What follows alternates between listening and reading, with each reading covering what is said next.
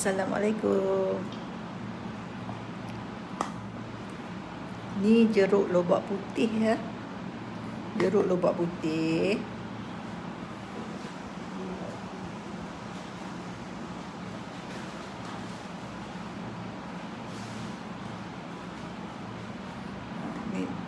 Ni jeruk lobak putih ni. Lobak ni lah. Okey. Saya nak ajak buat jeruk lobak putih ni sangat-sangat sedap no. Sangat-sangat sedap. Dia makanan orang Jepun dengan Korea. Dia pun makan dengan Maggi, dengan samyang, dengan nasi goreng. Makan dengan apa gini? Selalunya Korea makan benda goreng-goreng yang berminyak, sayur goreng ke. Makan dengan ayam goreng ke. Makanlah depa kira makan dengan barang apa? Dengan makanan yang bergoreng, yang berminyak-minyak ni. Makan dengan nasi goreng ke, mi goreng ke, bihun goreng ke, makanlah dengan apa pun asalkan kita rasa sedap. Okey. Cara nak buat dia ialah kita kupaslah lobak putih tadi, bagi tu cuci bagi bersih, lepas tu kita potong nipis macam ni. Potong besar-besar macam ni. Ikut sukalah nak potong panjang ke, bulat ke, serong ke, apa ke, asalkan dia nipis dia macam ni, tebal dia pun macam ni. Jangan lepas tu besar dia pun lebih kurang lah, agak-agak sesuai lah bagi ayam boleh meresap kan. Sebab jeruk lobak putih ni dia kira buat hari tu boleh makan hari tu. Dia tak payah simpan lama-lama. Jadi kalau kata kita buat pukul 8 pagi, dalam pukul 3, pukul 4 tu awalnya kita dah boleh makan dah kan. Okey. Ni besar potong dia nah. Tu tengok. Tebal macam tu, besar macam tu. Macam mana pun tak apalah. Okey. Cara nak buat dia ialah kita potong-potong lobak putih ni. Lepas tu kita cuci, kita ketepikan. Lepas tu kita ambil satu periuk. Kita nak kena masak pula, nak masak kuah dia no. Kita ambil satu periuk, kita buah ayak. Ni sukatan dia untuk 2 biji lobak putih no. Kita bubuh ayak dalam 3 cawan. Kandungan apa rasa ayak tu dia bergantung pada kita punya lobak. Kalau lobak kita agak-agak lah, kalau lobak kita tu nanti kita buah ayak banyak mana supaya dia boleh tenggelam. Kena bagi tenggelam lah. Lepas tu bubuh ayak 3 cawan. Lepas tu bubuh cuka. Bubuh cuka makan lah. Jadi cuka makan tu agak-agak bubuh dalam 1/4 cawan ke, ataupun bubuh kurang sikit ke, ikutlah mana yang rasa sedap kan. Lepas tu bubuh cuka, bubuh garam 1 camca kecil. Lepas tu bubuh gula 3 camca besar. Jadi kita pernah makan jeruk kan. Lepas tu kita tahu rasa ayak jeruk tu macam mana kan. Jadi kejadian dia ayak ni kita kena buat macam dengan ayak jeruk lah. Kita guna garam, cuka, gula kan. Lepas tu dalam periuk tu juga kita masukkan bay leaf, daun salam ni. Kita masukkan 3 keping, 3 helai daun salam. Lepas tu kita masukkan 1 sudu kecil serbuk lada hitam ataupun bubuh lada biji pun boleh, ketuk-ketuk sikit. Lepas tu yang pentingnya kena bubuh serbuk kunyit tau. Bubuh serbuk kunyit agak-agak dalam setengah sudu kecil pun okey lah kan. Ayak dia kena bagi cayak macam tu, kena bagi kuning cayak macam ni, ataupun cayak sikit lagi pun tak apa. Untuk bagi cantik color ni, lepas potong, cuci apa semua tu, saya rendam dalam pewarna kuning telur. Pewarna kuning telur kan.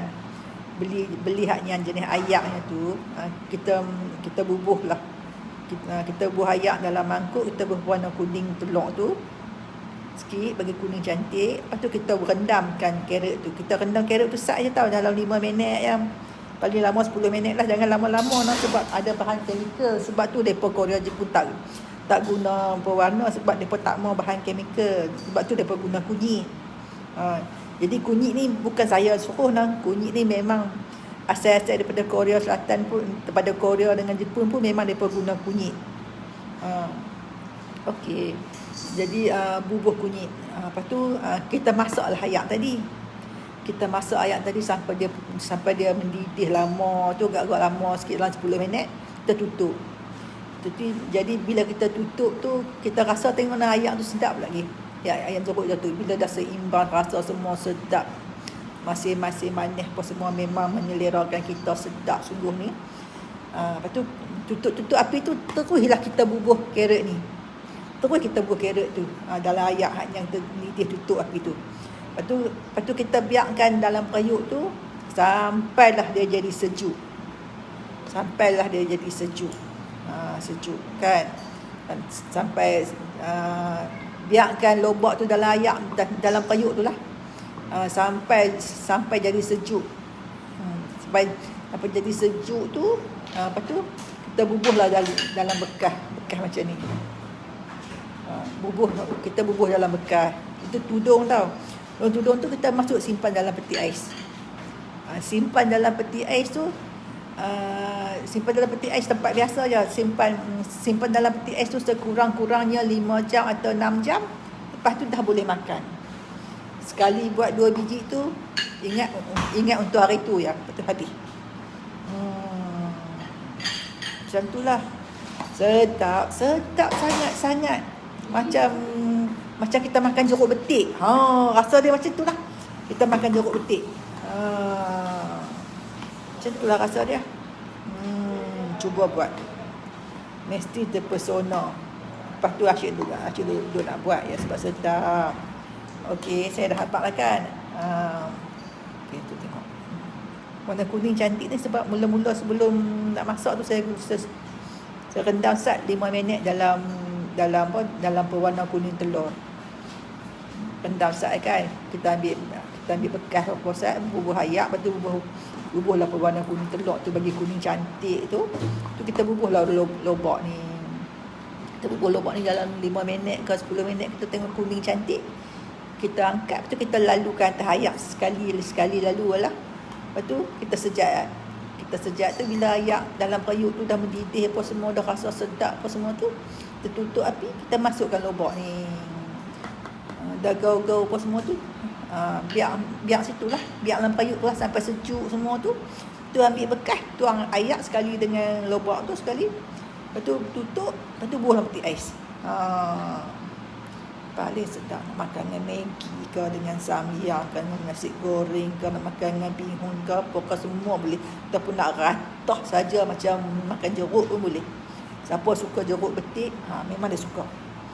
Sebab sedap rasa. Rapuh pun rapuh, prak.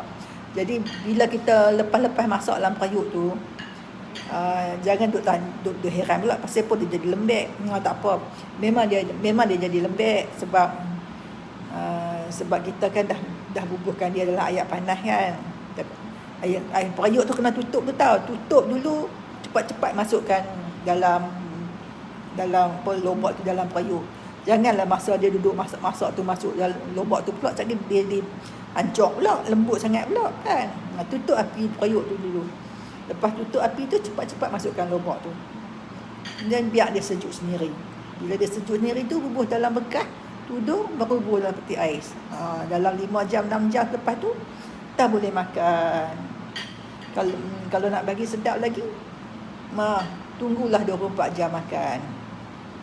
Tapi tak payah 24 jam, dalam 6 jam, 7 jam, 8 jam pun sedap ha. Lepas tu apa ni, satu lagi nak abang kata abang apa je ni itulah. Tu makanlah, nak makan dengan apa-apa semua sedap, senang je nak buat. Ni tengok sedap. Cantik pun cantik.